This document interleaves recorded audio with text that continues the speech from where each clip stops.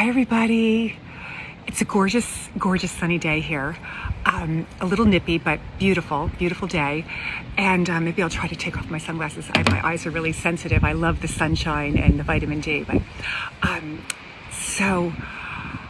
yeah, I know yesterday we were talking about post-traumatic growth, and like I got thinking like last night and even again this morning. I've been really just pondering that because I think it's just such an interesting topic. But I feel like I left something out, and like I really wanted to honor this. So someone I forgot to mention, one of the main poster boys that I call it a poster boy, but for post-traumatic growth, okay, Christopher Reeve. Okay, Christopher Reeve, I actually heard him keynote speech several years after his horrible horseback riding accident that left him a quadriplegic. And we all knew, we saw him, he was Superman, he played, he was just like the epitome of an action hero. I mean, they picked Superman. He was Superman. So anyway, when he told the story, when he came out at this, there was 1,000 or 2,000 people. I forget. It was a huge crowd in New York City, this Omega Institute conference in New York City. And he was the keynote speaker. He came out in a wheelchair, right? And he actually had a straw. I think it was I wasn't real up close, but I could see. Well, first of all, he came out in a wheelchair, and then he stopped the wheelchair, and then someone came out and took the thing out of his mouth, but he blew the thing. That's what made the wheelchair go, because he has nothing from his neck down. So he told first, and everybody, I had goosebumps then. I kind of even get them now telling the story. Christopher Reeve got a standing ovation before he even opened his mouth. Okay, he was just courage, bravery, vulnerability, standing there. If you remember, he told us his story, how after he had his horrible horseback riding accident, which left him as a quadriplegic, he begged his wife to let him go, to pull the plug. He didn't want to live that way. He said he was an action junkie. He liked to sail and jump out of planes and all these fast, high action kind of dangerous, and he said, I'm not going to just lay in bed for the rest of my life. He just couldn't imagine his life like that. He was so down and out, talk about crisis, right? But in time, okay, so he told us this story, it might have been 6 months or a year later, he was at the Kessler Institute and rehab and not only just physical rehab, mental rehab and all this stuff, that he was really still depressed. And one day they wheeled him outside. It was a beautiful spring day. That's what made a beautiful spring day, kind of and he was outside near a tree. And he just he had a moment where he kind of looked around, and he said for the first time, he got out of his head, his monkey brain of poor me, blah, blah, blah, blah, blah, blah, blah, blah, my life is over, blah, blah, blah. And he looked around and he said, wow, look at this trees. And he noticed the birds. He just started noticing things. And then he said he felt the wind, the breeze on his cheek. And he said that was a turning point for him. He thought, wow, okay, there's something to live for. Okay, so that was the beginning of him coming back, and in time he began to believe that his life had a purpose, that he had to have a purpose, otherwise he would have died. He thought, otherwise I would have died. He's telling us this story. Otherwise I would have died, and I didn't die. So what's my purpose? And he discovered, you call it inside, his inner voice, whatever that he discovered that his reason for living was he was going to help raise money, awareness, and help fund I think what do they call stem cell, all the stem cell stuff kind of was. He began a lot of that, ways to help people who have had spinal cord injuries. I guess before, there wasn't a lot of awareness, spotlight on spinal cord injuries. Christopher Reeve shined the light on that, and dedicated his life and believed. He believed. When he stood there, up there, or he wasn't standing there. When he was in his wheelchair, he told us he believed wholeheartedly, that he was going to walk someday. He really did. That's what kept him going. God bless him. Like, it was his belief that he was going to help other people. He was going to walk someday, by golly. And like, they got him on the treadmills and they made his legs move, like kind of like just like, so that he wouldn't completely lose all muscle mass, because he believed someday, like, he was going to walk again. So unfortunately, sadly, I don't remember exactly, I don't know if he got pneumonia or something, but he died. And believe it or not, like, I think like less than a year later, his wife, I think her name was Dana, like, they had this love bond, even when he was a quadriplegic. I never read the book. I think she wrote a book like You're Still You. Like, she just said, you're still you. She still loved him. She was still there for him. She like believed in him. And, you know, talk about like vows that you take, like for better, for worse, in sickness and in health, all that. And she died. She got lung cancer like a year after he died, and she died. Like, that was, but anyway, Christopher Reeve, poster boy for post-traumatic growth. I had to recognize him, because that was something we talked about a lot in that segment of when I learned about post-traumatic growth. Also, forgot about mentioning Nelson Mandela.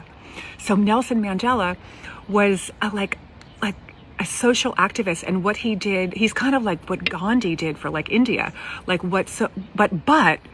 Nelson Mandela, his skin was black. I mean, he fought for like social justice and went to prison for 27 years. 27 years he went to prison, and he eventually got out. Like, he was an old man, and then he became the president, or like whatever, whatever of South Africa.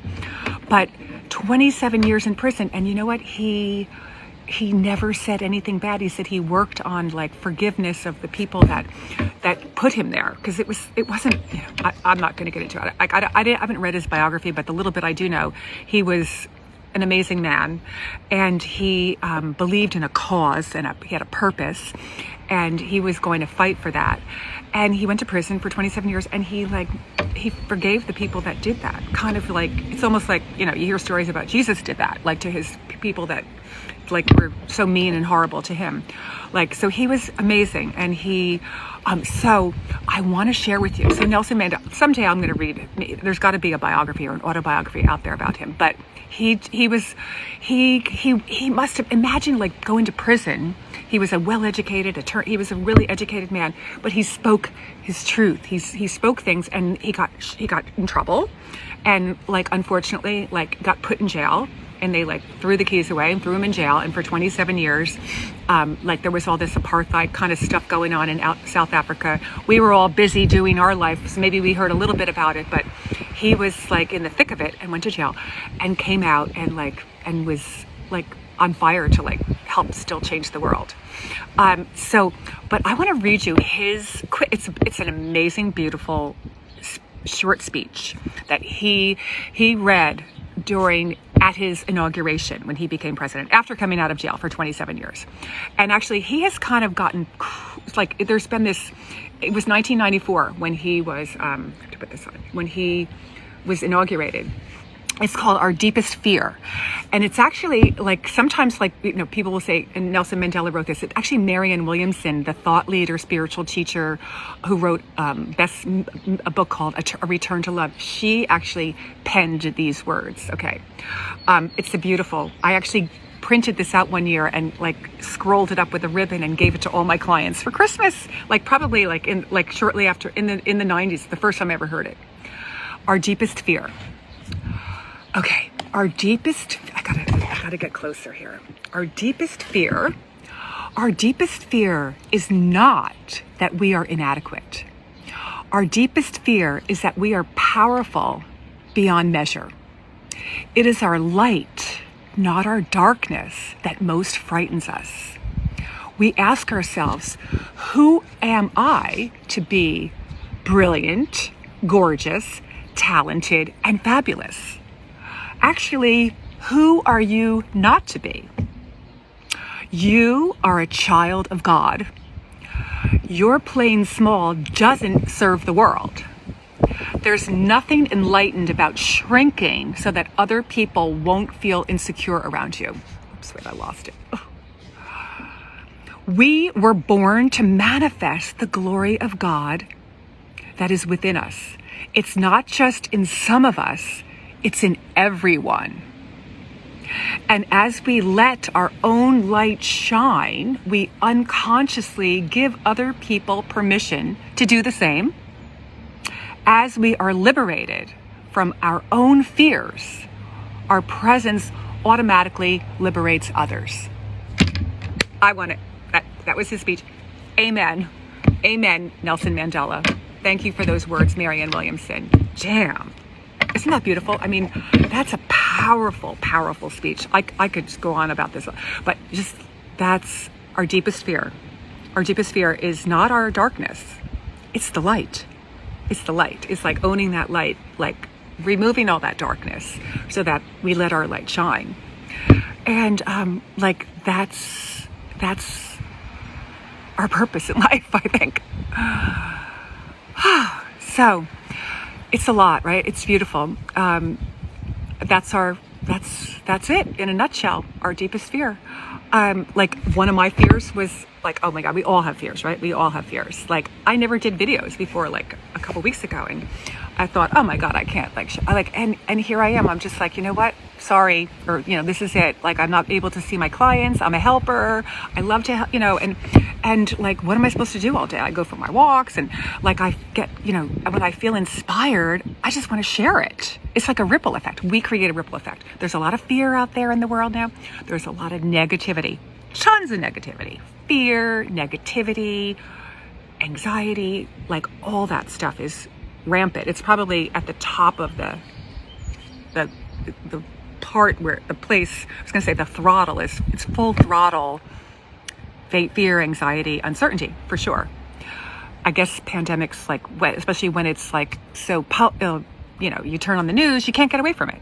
I mean, I can get away from it when I'm in my garden. I go in my house and listen to like great music, James Taylor every day. But I think that we have a choice of like what it's like a radio station. What station you want to tune into? Like there's tons of negativity out there. Conversation, who you're going to call, who do you want to talk to, like, or just turn the station, walk away from like the people that are like bringing you down and spiraling you down, and like tune into like, it's time to like, to be like, to look for the good, look for the light, and note, like I said, those fears, they put them in the back seat. Oh, it's not easy. It's not easy, but that's why we gotta like hang in there and be together on this, because we are all going through this together. So remember that it's each day is you have a choice, is to which if you're gonna like move towards that fear and worry, anxiety, and like, yes, it's there, but it's in the back seat. Mine's, I keep throwing it in the back seat. And I'm still like moving forward. And so remember those amazing words from Nelson Mandela, and the courage and bravery and perseverance, all those like unbelievable, remarkable attributes of like Christopher Reeve and like Nelson Mandela and all those other people. Like there's so many people, and we each can have our own story. We're writing our own story individually and then collectively. It's like the ripple effect, but our own story of post-traumatic growth and, making the world a better place, right? We can each do our part instead of complaining about it, pointing the finger at everybody else. Stop. No, at least for today. Don't do that today. Just don't do that today. Notice how it feels. Maybe you'll feel a little better. So another thing before I sign off today, when I was like, figuring out what I'm going to wear today is a little nippy. I put my sweatshirt on. I haven't had this sweatshirt on in ages. And you know what?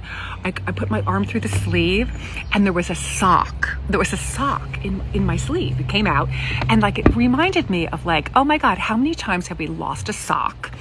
And like, then we wonder, where'd the sock go? Like, you do the laundry, you think the sock went in the washing machine, you take things out of the dryer, there's no sock, you think, where the heck did the sock go? Well, it didn't. My mother always used to say, it didn't walk out of the house, but you can't find the sock. And like, it's kind of like, it just reminded me of like, we all have things up our sleeve.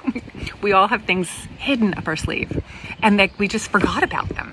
We forgot about I want to ask you, what's up your sleeve today? Okay. I just wanted to end with that. So tell me, what's up your sleeve today? I want to know. I really do. Let me know. All right.